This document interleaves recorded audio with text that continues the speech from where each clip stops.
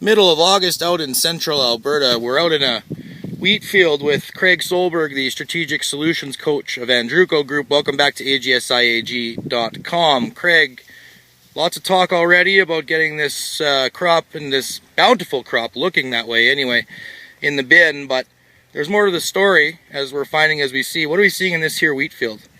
Well, one of the things I want to talk about, Keenan, a lot of farmers now are talking about we're 10 days behind.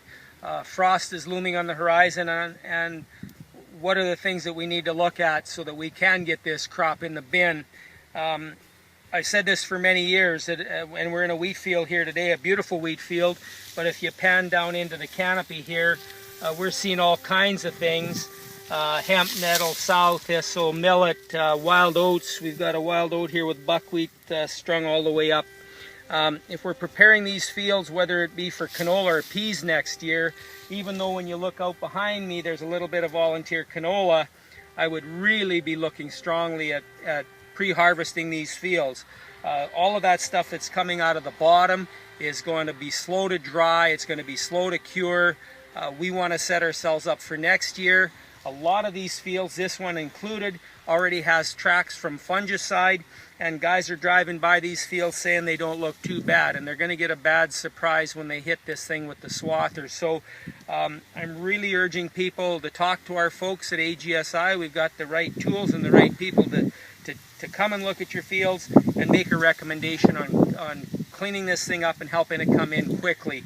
I can't stress again enough the need to look forward and prepare for next year, and glyphosate pre-harvest is certainly a good option. And that's especially important when you're talking about rotations and tight rotations and rotational pressures, isn't it?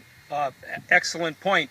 A lot of this country, we're on a cereal canola rotation, throw a few acres of peas in here and there, and we have weed issues that are starting to get big time important. Buckwheat I mentioned, cleavers in some of these canolas. We've got sow thistle is really showing up this year, and really one of the only chances we have to do a really good job with those is in the fall time.